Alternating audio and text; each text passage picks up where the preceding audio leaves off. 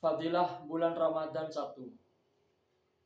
Tertulis di sini yaitu surat Al-Baqarah ayat 185 yang artinya bulan Ramadan ialah bulan awal turunnya Al-Quran berupa petunjuk untuk manusia dan penjelasan tentang petunjuk itu dan menjadi penegak kebenaran, membedakan antara yang hak dan yang batil. Dari Abu Hurairah radhiyallahu anhu ia berkata, Nabi SAW bersabda, yang artinya, celakalah orang yang tidak bersolawat kepadaku tatkala namaku diucapkan orang kedua dalam kurung di sisinya, dan celakalah orang yang menyia-nyiakan peluang emas. Berbakti memenuhi hak kedua orang tua, faktor penyebab masuk surga. Padahal ayah, ibu atau salah satu dari mereka hidup di sisinya, namun ia tidak melakukannya. Dan celakalah orang yang tidak mau memohon rahmat dan ampunan Allah Subhanahu wa ta'ala selama di bulan Ramadan, padahal ia berkesempatan hidup sejak awal hingga akhir Ramadan. Maka tertipulah ia. Dialih dari kitab Zubdatul Wa'idin. Nabi SAW bersabda yang artinya, orang yang berselawat kepadaku 100 kali di hari atau malam Jumat, maka ia datang di hari kiamat kelak bersinar dengan cahaya besar, dan sinar tersebut apabila disorotkan kepada seluruh makhluk pasti memadai. Diambil dari Zubdatul Wa'idin. Kemudian Nabi SAW bersabda yang artinya, siapa yang lega hatinya menyambut kehadiran bulan Ramadan, pasti Allah akan mengharamkan tubuhnya atas neraka apa saja. Dilanjutkan kemudian Nabi SAW bersabda yang artinya, pada malam pertama bulan Ramadan Allah Subhanahu wa ta'ala berfirman, siapa mencintaiku, pasti aku pun mencintainya. Siapa mencari rahmatku, pasti rahmatku pun mencarinya. Dan siapa beristighfar kepadaku, pasti aku akan mengampuninya berkat hormat bulan Ramadan. Lalu Allah Subhanahu wa ta'ala menyuruh para malaikat mulia pencatat amal khusus dalam bulan Ramadan supaya menulis amal kebaikan semata, tidak mencatat pelaku atau perbuatan kejahatan mereka. Umat Muhammad SAW dan Allah menghapuskan dosa-dosa terdahulu bagi mereka. Dalam kitab Hayah diceritakan bahwasanya suhuf Ibrahim alaihissalam diwahyukan malam awal Ramadan. Kitab Taurat malam ke-6 Ramadan terpaut 700 tahun dengan suhuf Ibrahim alaihissalam. Kitab Zabur malam ke-12 Ramadan terpaut 500 tahun dengan Taurat. Kitab Injil malam ke-18 Ramadan terpaut 1200 tahun dengan Zabur. Sedangkan kitab Al-Quran malam ke-27 Ramadan terpaut 620 tahun dengan Injil. Dari Ibnu Abbas radhiyallahu an katanya, aku mendengar Rasulullah SAW bersabda, yang artinya, andai kata umatku tahu pasti tentang sesuatu yang tersembunyi dalam bulan Ramadan, pasti mereka mengharap seluruh bulan dalam 1 tahun menjadi bulan Ramadan, sebab ia menghimpun segala kebaikan dan taat yang dikabulkan, doa-doa dipenuhi alias mustajab, segala laku dosa diampuni dan surga merindukan mereka. Zubdatul Wa'idin. Hafs Al-Kabur menceritakan bahwa Daud At-Ta'i berkata, pada awal bulan Ramadan di malam hari aku tertidur dan mimpi melihat surga, seolah-olah aku duduk di pinggir sungai penuh mutiara dan permata indah. Tiba-tiba aku melihat bidadari surga, wajahnya bagai sinar matahari, cerah dan menyimpan 1000 senyum. Lalu tercetuslah dari dalam mulutku menyebut kalimat La ilaha illallah Muhammadur Rasulullah, yang artinya tiada Tuhan selain Allah dan Nabi Muhammad adalah Rasulullah. Kemudian mereka pun menjawab dengan sebutan yang sama, La ilaha illallah Muhammadur Rasulullah. Kami adalah milik mereka yang pandai memuji Allah, berpuasa dan beribadah di bulan Ramadan. Dengan demikian beliau sallallahu alaihi wasallam bersabda yang artinya, surga sangat merindukan terhadap 4 macam manusia, yaitu pembaca Al-Quran, pemelihara lisan dari ucapan keji dan mungkar, dan pemberi makan orang yang lapar, serta mereka yang ahli puasa di bulan Ramadan. Raunaqul majlis. Di dalam hadis juga disebutkan yang mana artinya adalah ketika awal hari atau awal bulan Ramadan telah tampak berserulah aras, kursi dan para malaikat serta makhluk lainnya dengan keras. Kata mereka, beruntunglah sekalian umat Muhammad SAW dengan kemuliaan di sisi Allah Subhanahu Wa Taala, karena segenap makhluk memohonkan ampun bagi mereka, mulai dari makhluk besar seperti matahari, bulan, bintang-bintang dan burung-burung di langit serta ikan-ikan di lautan, hingga setiap hewan dan binatang melata di bumi yang bernafas. Semua tiada tertinggal memohonkan ampun buat mereka di siang dan malam hari, kecuali syaitan-syaitan yang terkutuk. Maka pagi-pagi tiada seorang pun yang dibiarkan hidup penuh dosa. Mereka diampuni oleh Allah Subhanahu wa Ta'ala. Bahkan Allah menyeru para malaikat, hadiahkanlah semua pahala solawat dan tasbihmu selama bulan Ramadan bagi umat Muhammad Sallallahu Alaihi Wasallam. Ada sebuah hikayah bahwasanya seorang pria bernama Muhammad, ia tiada pernah sholat sama sekali. Kemudian di saat bulan Ramadan tiba, tersentuh hatinya untuk bertobat dan beribadah kepada Allah Subhanahu wa Ta'ala. Sejak awal Ramadan ia berhias diri dengan pakaian indah dan minyak harum. Lalu ia kerjakan sholat dan mengkodok seluruh sholat yang ia tinggalkan selama hidupnya. Tiba-tiba datanglah seorang kawan bertanya, kenapa Anda melakukan hal yang demikian? Jawabnya, ketahuilah kawan, bahwa bulan ini adalah bulan taubat, bulan penuh rahmat dan kebaikan. Semoga dengan demikian bertaubat dan beribadah sebagaimana layaknya manusia berikhtiar, Allah Subhanahu wa Ta'ala mengampuni segala dosaku. Alkisah, setelah sekian tahun pria bernama Muhammad itu meninggal dunia, seorang kawan bertemu dengannya dalam suatu mimpi. Dan ketika ditanya, dari Umar bin Khattab radhiyallahu an, Nabi Shallallahu Alaihi Wasallam bersabda, di bulan Ramadan apabila seseorang terbangun dari tidurnya lalu menggerakkan tubuhnya, kalau bahasa Jawanya itu molak-malik, di atas ranjangnya para malaikat berkata, bangunlah segera, semoga Allah memberkati dan memberi rahmat kepadamu.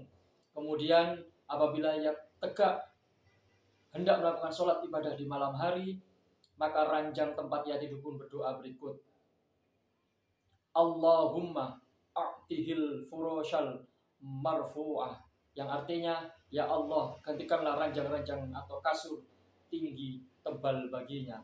Dan ketika ia memakai pakaian, maka pakaian itu pun berdoa sebagai berikut, Allahumma a'tihi min hulalil jannah, yang artinya, ya Allah, berilah ia pakaian dari surga.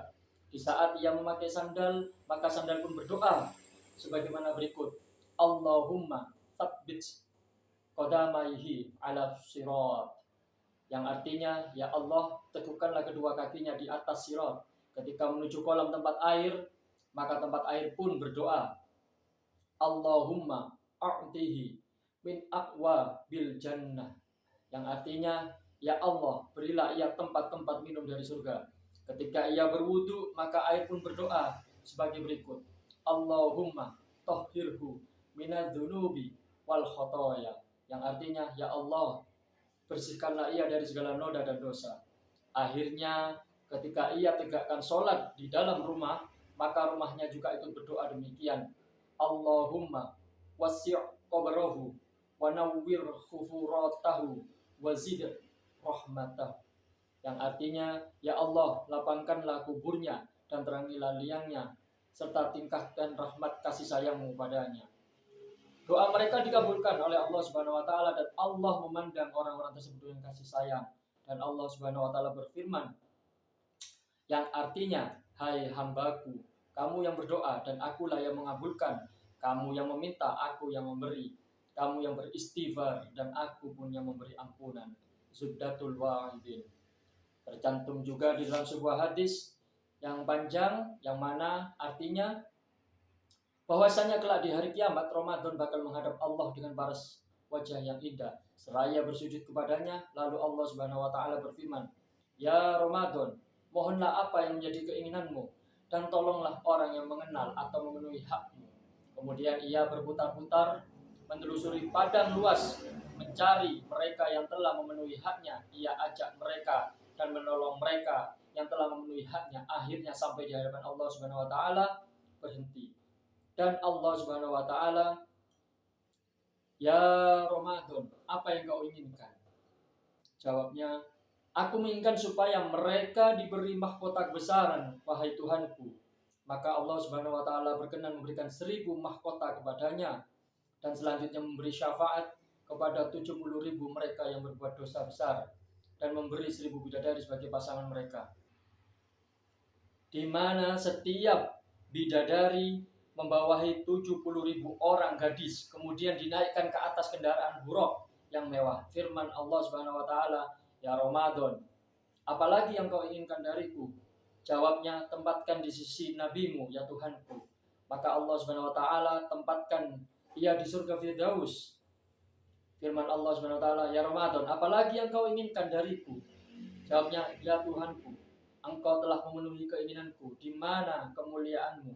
Lalu Allah Subhanahu wa taala memberinya 100 negeri yang terbuat dari batu permata merah indah dan batu bualang hijau, di mana 1000 bangunan istana Mekah terdapat di setiap negeri tersebut. Zahratul Riyad. Kemudian ada juga satu hadis dari Ibnu Mas'ud radhiyallahu anhu, Nabi sallallahu alaihi wasallam bersabda yang artinya, sungguh manusia yang paling utama di sisiku kelak di hari kiamat yaitu mereka yang paling banyak bersolawat kepadaku. Dari Zaid bin Rafi, Nabi sallallahu alaihi wasallam bersabda yang artinya, siapa bersolawat kepadaku 100 kali setiap Jumat, pasti Allah mengampuninya sekalipun dosanya sebanyak buih di lautan. Zubdatul Wa'idin. Dari Abu Hurairah radhiyallahu an, Nabi sallallahu alaihi wasallam bersabda yang artinya, siapa tegak melakukan ibadah di malam bulan Ramadan dengan keyakinan dan keikhlasan, pasti diampuni dosa-dosanya yang terdahulu. Hadis riwayat Bukhari di dalam Masyarih. Kemudian ada hadis yang begitu panjang dari Ibnu Abbas radhiyallahu anhu, Nabi sallallahu alaihi wasallam bersabda yang artinya adalah di awal hari Ramadan, angin matsiro berhembus dari bawah arasy dan goyanglah daun-daun pohon surga, lalu mengeluarkan bunyi irama suara merdu yang belum pernah didengar siapapun, hingga sekawanan bidadari tercengang mendengarnya dan memperhatikan sumber bunyi suara merdu tersebut seraya berdoa, Allahumma ja'al lana fi hadha syahri min ibadika azwaja. Ya Allah, jadikanlah bagi kami pasangan suami istri dengan hambamu dalam Ramadan ini. Maka tiada seorang pun yang puasa di bulan Ramadan kecuali menjadi pasangan bidadari pingitan kemah tersebut. Hal ini sebagaimana yang difirmankan Allah Subhanahu wa taala, yang mana artinya para bidadari cantik, jelita menggiurkan, putih bersih, dipingit dalam kemah. Surat Ar-Rahman ayat 72. Pada setiap bidadari tersebut berhias dengan 70 aneka perhiasan warna-warni, dan bagi setiap wanita ranjang tidur terbuat dari permata merah indah sulaman mutiara, dan di setiap ranjang dipasang 70 kasur tebal berikut perabot lainnya, di samping 70 buah meja makan penuh aneka hidangan lezat-lezat yang dipersiapkan buat mereka yang berpuasa di bulan Ramadan selain kebaikan amal perbuatannya.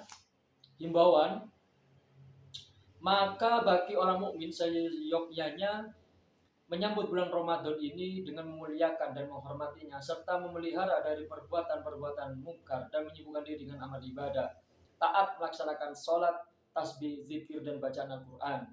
Perhatikan firman Allah Subhanahu wa taala kepada Nabi Musa alaihissalam yang artinya, sungguh aku telah memberi 2 nur kepada umat Muhammad supaya mereka tidak terancam 2 kegelapan.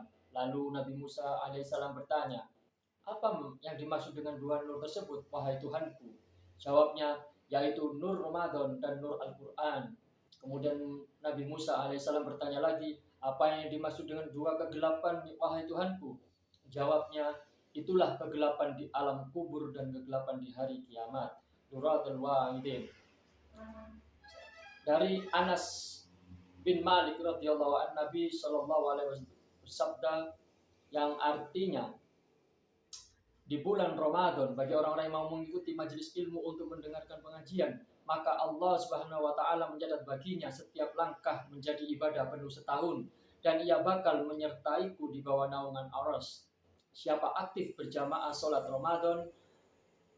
yang aktif berjamaah salat selama bulan Ramadan, maka Allah Subhanahu wa taala memberinya Setiap rakaat menjadi suatu penuh kenikmatan, dan siapa berbakti kepada bapak dan ibunya selama bulan Ramadan, maka ia diberi pandangan penuh rahmat Allah Subhanahu wa taala. Dan aku, kata Nabi Muhammad sallallahu alaihi wasallam, memberi jaminan penuh di surga padanya. Kemudian tiada seorang wanita atau istri berbakti kepada suaminya selama bulan Ramadan kecuali pahalanya seimbang dengan pahala yang diperoleh oleh Siti Maryam, ibunda dari Nabi Isa alaihissalam, dan Siti Asyah, istri Raja Fir'aun yang teguh beriman sekalipun dihadapkan pada hidup dan kehidupan yang penuh dengan ujian. Dan siapa yang membantu saudara sesamanya Muslim dalam rangka memenuhi hajat hidupnya selama Ramadan, maka Allah Subhanahu wa taala menggantinya dengan memenuhi 1000 hajatnya di hari kiamat.